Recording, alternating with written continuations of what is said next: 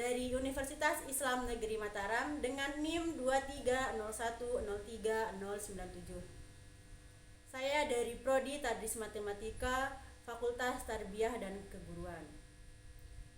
Pada video kali ini, saya akan menyampaikan sebuah materi untuk menyelesaikan tugas mata kuliah Strategi Pembelajaran dengan dosen pengampu Bapak Ervin Effendi, MPD. Pada kesempatan yang berbahagia, marilah kita panjatkan puja dan puji syukur kita kehadirat Allah Subhanahu wa Ta'ala yang telah memberikan kita rahmat dan hidayahnya. Salawat serta salam tak lupa pula kita junjungkan kepada Nabi besar kita, Nabi Muhammad SAW, yang telah memberikan kita atau membuat kita mengetahui mana yang benar dan mana yang salah, dan yang telah menjunjung kita dari jalan kegelapan menuju jalan terang yang terang benderang. Pada materi ini saya akan menyampaikan mengenai Rasulullah Sang Guru. Pada buku Rasulullah Sang Guru terdapat banyak sekali metode yang digunakan untuk mengajarkan kita atau untuk mengajarkan sahabatnya pada kala itu, dan terbukti efektif kita gunakan di kehidupan sehari-hari dalam mengajar. Salah satu metode yang akan saya jelaskan di sini adalah cara mengajar secara bertahap. Rasulullah Shallallahu Alaihi Wasallam selalu memperhatikan tahapan dalam pengajarannya, yaitu yang pertama, Rasulullah selalu mendahulukan perkara yang penting, kemudian perkara di bawahnya. Maksudnya di sini adalah kita harus mendahulukan yang penting-penting dulu, baru yang menengah, baru yang kelas di bawah yang bisa kita bilang tidak terlalu penting. Tapi sebenarnya penting semua, akan tetapi kita akan mendahulukan yang lebih penting baru pada tahapan-tahapan berikutnya. Nah, yang kedua yaitu Rasulullah Shallallahu Alaihi Wasallam selalu mengajarkan sedikit demi sedikit materi yang beliau sampaikan agar mudah dimengerti dan bisa diterima dengan jelas, baik secara hafalan maupun secara pemahaman. Sahabatnya atau murid-muridnya mudah memahami materi yang beliau sampaikan.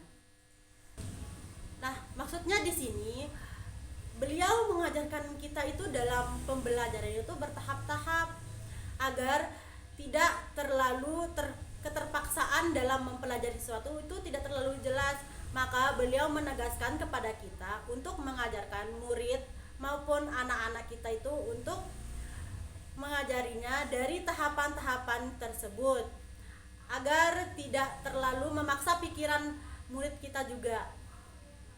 At-Tabrani mengeluarkan riwayat dalam tafsirannya dari Al-Husain bin Waqid telah menceritakan kepada kami Al-Amshi dari Sakik dari Ibnu Mas'ud.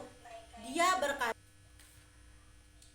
Kana rajulun minna idza ta'allam asra'aya illam yujawizuhunna hatta ya'rifa makniyahunna wal amala bihinna, yang artinya setiap orang di antara kami yang menghafal 10 ayat Al-Quran dan tidak menambahnya atau menghafal ayat lain sampai mengetahui makna-makna dan kandungan di dalamnya dan beramal dengannya. Maksud atau makna dari hadis di atas adalah dengan cara pengulangan tahapan-tahapan pembelajaran sampai dimengerti, bahkan sampai kita praktikkan dalam kehidupan sehari-hari. Dengan cara pengulangan tersebut, materi-materi yang kita bahas atau kita pelajari tidak akan terlepas dari pikiran kita, karena setiap kita mengalih ke materi berikutnya atau tahapan berikutnya, pasti kita akan melakukan pengulangan yang pertama agar kita mengingat materi-materi yang kita bahas sebelumnya. Nah, oleh karena itu, pengulangan serta tahapan-tahapan itu sangat diperlukan dalam mengajar. Di sini saya akan mengimplementasikan atau mengaitkan metode tersebut ke dalam materi matematika. Sebenarnya tidak hanya dalam satu materi matematika. pada pembelajaran matematika itu sendiri, kita tidak terlepas dari pembelajaran atau metode bertahap tersebut. Karena pada pembelajaran matematika itu kita diajarkan secara bertahap melalui yang dasar-dasarnya saja. Nah, pada pembelajaran matematika itu sendiri, tahapan pertama yang harus kita ketahui yaitu mengenai aritmatika. Nah, di sini saya akan menjelaskan materi aritmatika ini dengan cara bertahap-tahap, mulai dari tahap dasar. Meskipun aritmatika ini sendiri tahapan dasar dari pembelajaran matematika. Aritmatika adalah cabang matematika yang mempelajari operasi dasar seperti penjumlahan, pengurangan, perkalian, dan pembagian.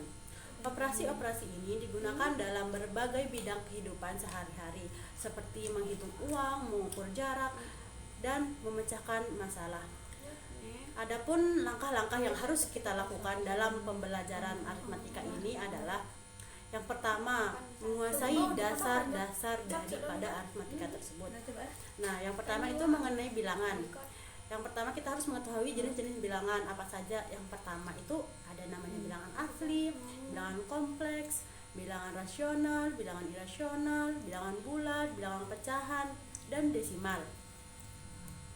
Adapun yang harus kita ketahui adalah operasi dasar, yaitu penjumlahan, pengurangan, pembagian, dan perkalian. Nah, di sini juga kita harus mengetahui urutan operasi itu seperti apa.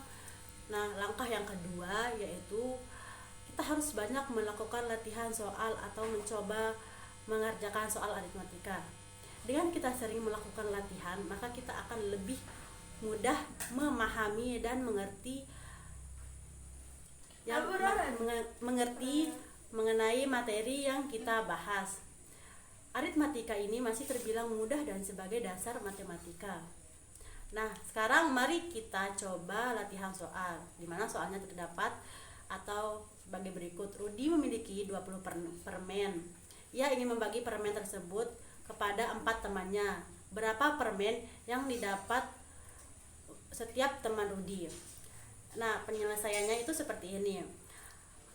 Karena di atas itu karena yang saya bacakan tadi itu soal cerita, maka kita akan mencari tahu apa yang kita ketahui terlebih dahulu. Setelah itu kita akan mencari apa yang ditanyakan.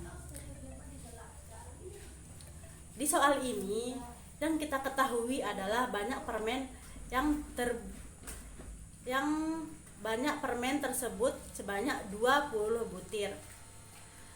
Nah, yang kita ketahui yang kedua adalah 4 orang teman Rudi. Rudi memiliki 4 teman. Nah, dia akan membagi 20 permen tersebut kepada 4 temannya ini. Nah, pertanyaannya itu berapa banyak permen yang didapatkan pada setiap teman tersebut? Nah, jawabannya itu adalah 5. Karena bisa kita lihat dari pertanyaannya kan, berapa banyak permen yang didapatkan. Jadi kan diketahuinya 20 butir permen, temennya itu 4, maka kita bagikan 20 dibagi 4 itu sama dengan 5. Kan di aritmatika itu ada namanya operasi pembagian. Nah, jadi 20 dibagi 4 itu sama dengan 5. Nah, jadi 5 permen itu didapatkan untuk setiap teman Rudi. Nah, jadi saya jelaskan di sini itu mengenai pembelajaran atau metode pembelajaran secara bertahap. Kan saya tadi menjelaskan dari pertama sampai akhir itu melalui tahapan tersendiri. Jadi untuk implementasi dari metode Rasulullah yang saya gunakan ini sangat efektif. Nah, jadi saya jelaskan di sini itu mengenai pembelajaran atau metode pembelajaran secara bertahap. Kan saya tadi menjelaskan dari pertama sampai akhir itu melalui tahapan tersendiri. Jadi untuk implementasi dari metode Rasulullah yang saya gunakan ini sangat efektif sekali dan sangat sering digunakan. Nah, itu saja penjelasan yang bisa saya sampaikan mengenai Rasulullah sang guru dengan metode belajar secara bertahap dengan materi aritmatika. Sekian penjelasan dari saya, kurang lebihnya mohon maaf. Billahi taufiq wal hidayah. Wassalamualaikum warahmatullahi wabarakatuh.